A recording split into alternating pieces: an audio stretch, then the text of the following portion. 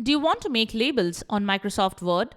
Then you are at the right place. We have got some easy ways that you can use to fix this issue. Welcome back to Silicophilic, your go-to source for tech tips and fixes. Method: make labels on Word. Go to the Mailings tab in Word. Select Labels. From the Envelopes and Labels window, select Options. Select the label vendor and product to use. Click on OK. If you cannot find the product number, click on New Label. Then you can configure a custom label as per your preference. Click on OK. On the next page, you need to fill the delivery address.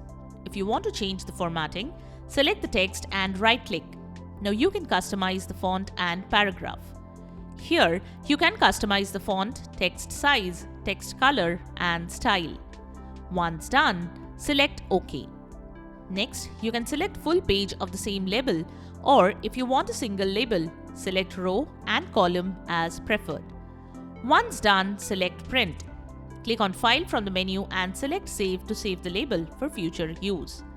You can also select New Document if you wish to edit, save, and print later on.